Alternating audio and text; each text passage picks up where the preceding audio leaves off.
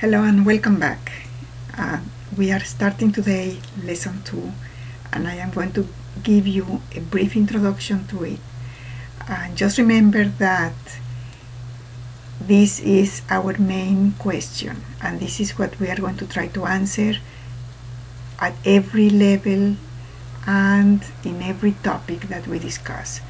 Why are the Greeks the intellectual foundation of Western tradition? So, the Greeks, we owe the Greeks everything cultural, everything intellectual, at no matter what level or what field you are interested in, the Greeks have something to give us, and the Greeks left a wonderful legacy that we still today enjoy. So let's start then with the map of Greece. And remember, this is the Mediterranean Sea, and this is the Eastern Mediterranean. This is where Judaism started. Remember, we talked about that in the previous lesson. And now we have come west and we have come to Greece.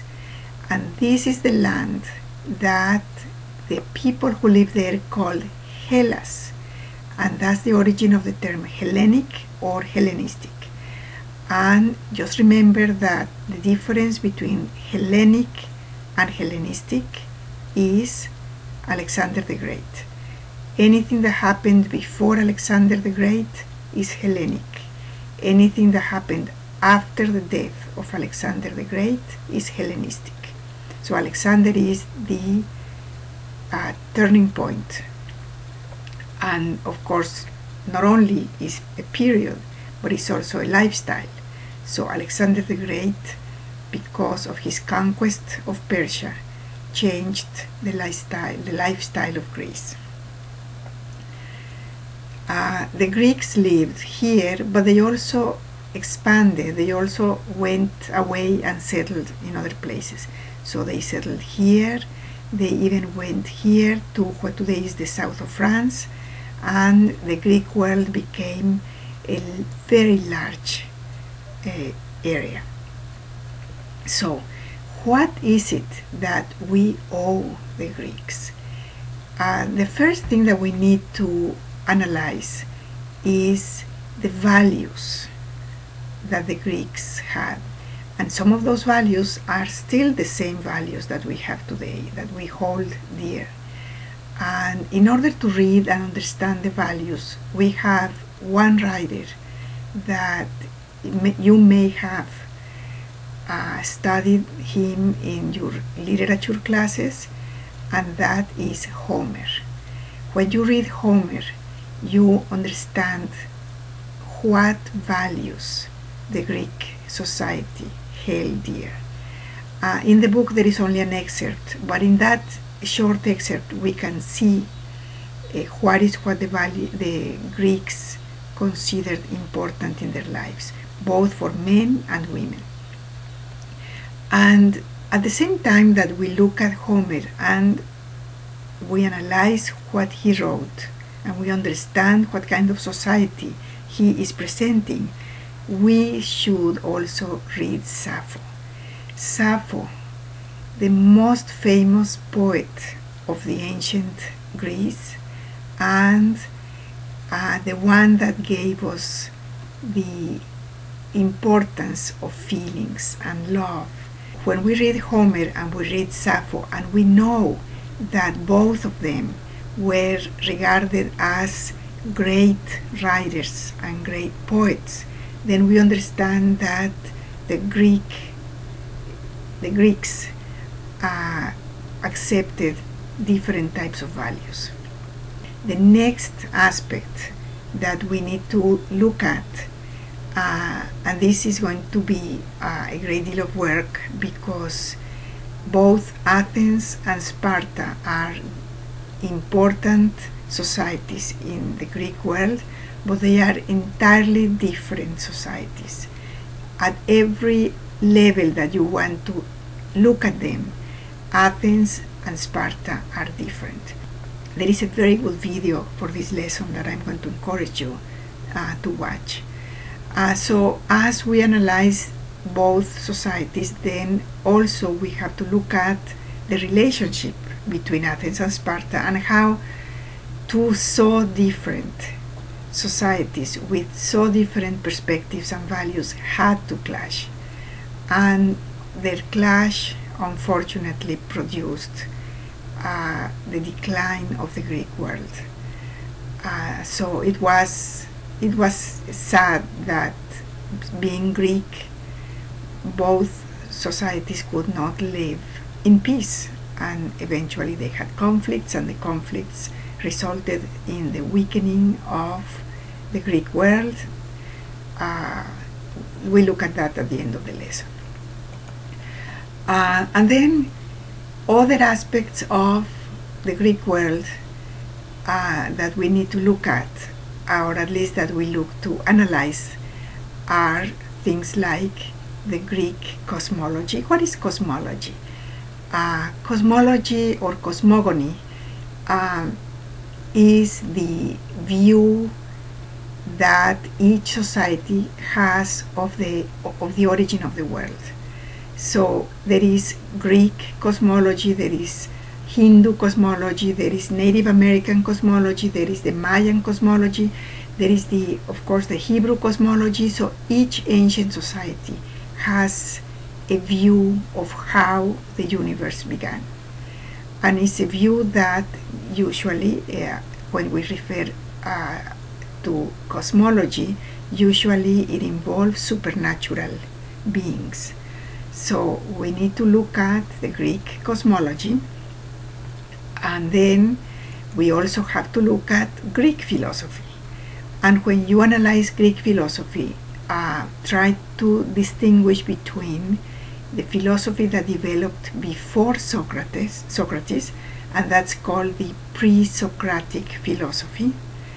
And usually the pre-Socratic philosophers were interested in more what we call today science. Unlike cosmology, which involves supernatural beings, philosophy doesn't involve supernatural beings. The philosophers try to analyze the world and human beings using reasoning and trying to use deductive reasoning. So the pre-Socratic philosophy was based on their interest in the universe, and Pythagoras, that you know very well, if you have studied some kind of math, you know who Pythagoras is. Pythagoras is part of the pre-Socratic philosophy.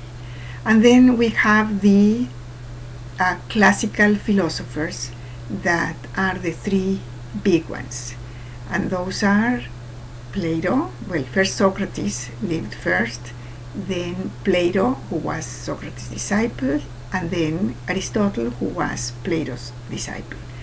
And as you see each of those, then you're going to look at their main ideas, their different views, and how they agree or disagree with each other.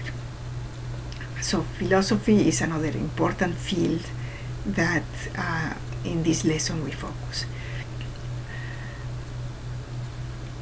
All these topics that we are studying, we are looking at them because all of them are legacies from Greece to Western civilization. And Greek art is still a very important part of our aesthetic values. So look at the Greek sculpture, and look at the Greek architecture, and look at the three, what is called the three orders of architecture: the Doric, the Ionic, and the Corinthian. So, and then analyze also the human body, how it was represented, and also the idealistic and harmonious way that the Greeks presented their art. And then the last topic that we talk in this lesson, that we discuss in this lesson, is the fall of the Greek world. And as I mentioned before, it is unfortunate that Athens and Sparta could not live in peace, that Athenian imperialism was too much for Sparta. Each of the two had allies, and that developed into a very, very bloody war, the Peloponnesian War, which lasted too long, weakened the Greek world too much, and then a small king from the north of Greece, Philip of Macedonia, took advantage of this weakness and invaded the Greek world. And this ended the Greek world as it had existed. After this invasion by Macedonia, then Alexander the Great took over the Greek world, invaded Persia, and the invasion of Persia by Alexander the Great produced a new Greek civilization. It is still Greek, but it's very different, and that's what we call the Hellenistic period. So with this, we end this lesson, the introduction to the lesson, and now it's your turn to look at it, to study, to watch the videos, to read all the additional documents, and to be prepared to take your second quiz of the semester. And I will be back to introduce the next lesson, lesson 3.